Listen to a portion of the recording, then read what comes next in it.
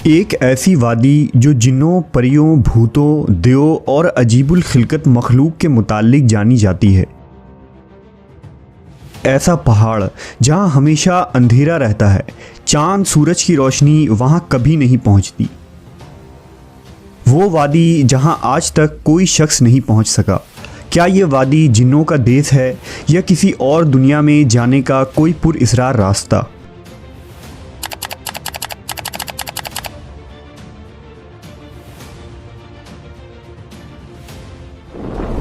کوہ قاف کا نام سامنے آتے ہی کوئی گمشدہ عربی کہانیاں ذہن میں جاگ اٹھتی ہے۔ ایسی کہانیاں جو بادشاہوں کی حسین شہزادیوں سے شروع ہو کر جنوں اور پریوں کے زیر قبضہ ہیبت ناک قلعوں اور طلسم سے جڑی ہوتی ہے۔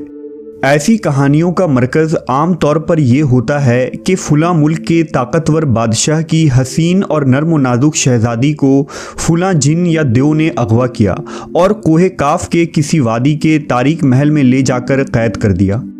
اس طرح کی کہانیاں ہندوستان، ایران اور عرب علاقوں کے افسانوی اور ادبی کتابوں میں اہم مقام رکھتی ہے۔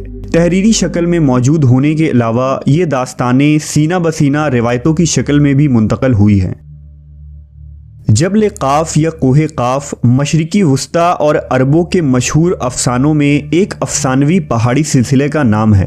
اسلامی روایتوں میں کوہ قاف کو جنوں کا وطن کہا جاتا ہے جسے خدا نے چمکتے زمرد سے بنایا ہے، جبکہ ایرانی روایتوں کے مطابق یہ علاقہ شمالی قفقاز کے علاقوں میں تھا، جس علاقے کو انسانوں کے کسی حکومت نے بھی آج تک قبضہ کرنے سے ناکام رہا، کیونکہ قدیم علم نے ان بلند پہاڑی علاقوں کو اسرار میں ڈھانپ رکھا تھا۔ کوہ قاف دراصل ایک طویل پہاڑی سلسلہ ہے۔ یہ زمین کا سب سے دور دراز مقام کہا جاتا ہے، جو داستانوں میں زرتشت کی زمین اور سیمرغ نامی پرندے کی وجہ سے مشہور ہے۔ کہتے ہیں کہ کوہ قاف سبز زمرد پر مشتمل ہے، جس کے عکس نے آسمان کو سبز رنگ عطا کیا ہے۔ کوہ قاف کو جنوں کا شہر بھی کہا جاتا ہے، جہاں زمانہ قدیم میں جنات کی نسلوں نے بہت ساری حکومتیں قائم کی تھی۔ امام قزوینی لکھتے ہیں کہ کوہ قاف کئی علاقوں میں منقسم ہے، جس میں 70 زمینیں چاندی کی ہیں، 70 زمینیں سونے کی ہیں اور 70 مشک کی۔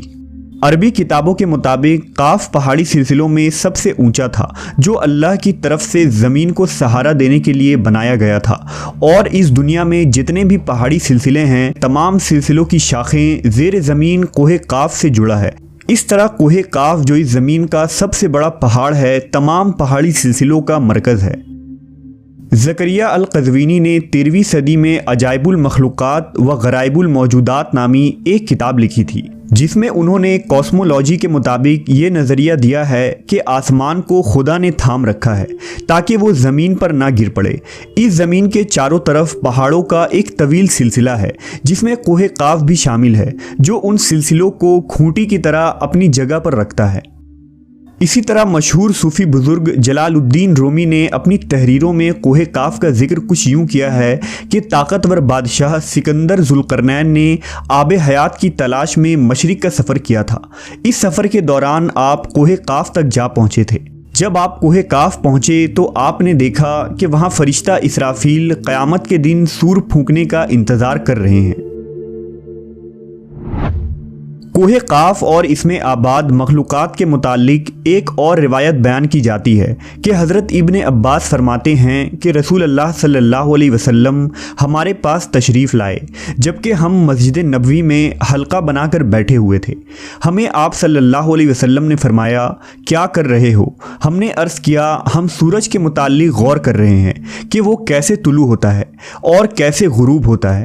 فرمایا، تم نے اچھا کیا، اس طرح سے مخلوق میں فکر کرو، خالق میں فکر نہ کرنا، کیونکہ اللہ جس کے لیے جو چاہتا ہے پیدا کرتا ہے۔ تم اس سے تعجب کرو کہ کوہ قاف سے آگے 7 سمندر ہیں، ہر سمندر 500 سال سفر کرنے کے برابر طویل ہے، اور اس کے آگے 7 زمینیں بھی ہیں جن کا نور ان کے باسیوں کے لیے چمکتا ہے۔ اس کوہ قاف کے آگے 70,000 مخلوقات ہیں جو اڑتی ہیں، ان کو پرندوں کی شکل میں پیدا کیا گیا ہے۔ یہ مخلوق اور ان کا بچہ پیدا ہوتے ہی ہوا میں اڑنے لگتے ہیں۔ یہ اپنی تسبیح کی ادائیگی میں ذرہ برابر وقفہ نہیں کرتے۔ ان کا کھانا بھی ہوا ہے، ان کا پینا بھی ہوا ہے، ان کا لباس بھی ہوا ہے، ان کے برتن بھی ہوا کے ہیں۔ وہ یہ نہیں جانتے کہ اللہ نے حضرت آدم کو پیدا کیا ہے، اور نہ ابلیس کو جانتے ہیں، اور نہ ہی ابلیس کی اولاد کو جانتے ہیں۔ اللہ نے کوہ کاف کو دنیا کے گرد تخلیق کیا ہے۔ یہ تمام دنیا اس پہاڑ کے درمیان میں ایسے موجود ہے جیسے ایک انگلی میں انگوٹھی۔ کوئی انسان وہاں پہنچ نہیں سکتا ہے، کیونکہ وہاں پہنچنے تک 4 مہینے اندھیرے سے گزرنا پڑے گا۔ یہ وہ پہاڑ ہے جہاں کوئی سورج نہیں، کوئی چاند نہیں۔ یہاں تک کہ یہ لوگ چاند و سورج کے بارے میں بھی نہیں جانتے کہ اللہ نے چاند اور سورج بھی تخلیق کی ہے۔ جو روشنی ان تک پہنچتی ہے وہ کاف پہاڑ کی روشنی ہے، اور وہاں موجود لوگ جڑی بوٹیاں کھاتے ہیں، اور ان کے بدن پر کوئی کپڑا نہیں ہوتا۔ صحابہ نے پوچھا، یا رسول اللہ، کیا وہ لوگ فرشتے ہیں؟ آپ نے ارشاد فرمایا، نہیں، وہ فرشتے نہیں، لیکن اللہ سے ان کی فرما برداری بالکل فرشتے کی طرح ہے۔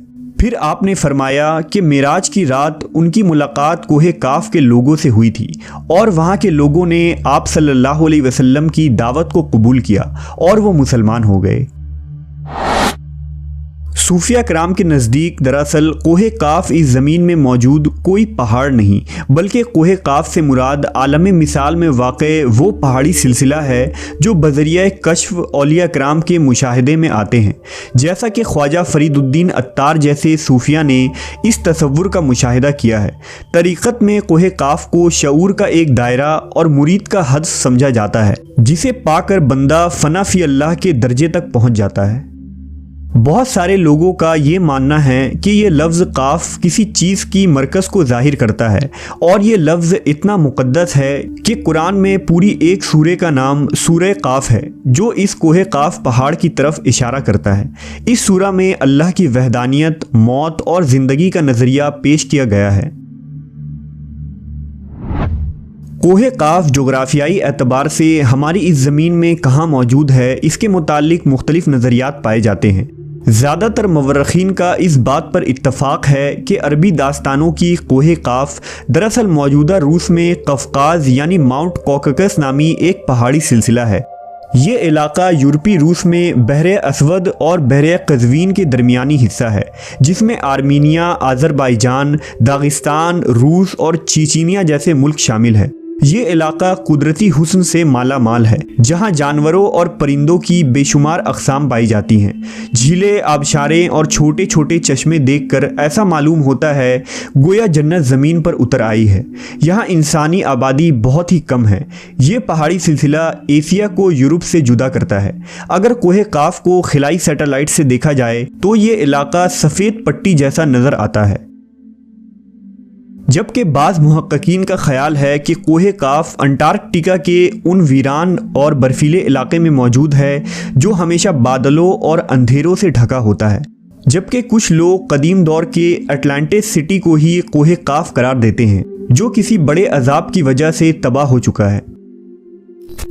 جدید فزکس کی نئی دریافت یعنی ڈائمینشنز بھی کوہ کاف کو سمجھنے میں آسانی پیدا کر سکتی ہے۔ دراصل فزکس کی جدید تحقیق کے مطابق ہماری اس کائنات میں کل 11 ڈائمینشنز وجود رکھتے ہیں، جبکہ ہم انسان صرف 3 یا 4 ڈائمینشنز میں زندگی گزار رہے ہیں، کیونکہ ہم ٹائم اور اسپیس کے قید میں زندگی گزارتے ہیں۔ ان مزید 6 ڈائمینشنز میں کتنے ستارے، سیارے اور دنیا آباد ہیں، اس کا علم صرف اللہ تبارک و تعالیٰ کو ہی ہے۔ محققین کے مطابق ارواح کی دنیا، عالم برزخ اور جنت و جہنم انہی ڈائمینشنز میں موجود ہیں جن میں انسان موت کے بعد داخل ہوتا ہے۔ ممکن ہے کہ کوہ کاف بھی انہی 11 ڈائمینشنز میں سے کسی ایک ڈائمینشن میں موجود ہو، جہاں نسل انسانی کا قدم رکھنا ناممکن ہے۔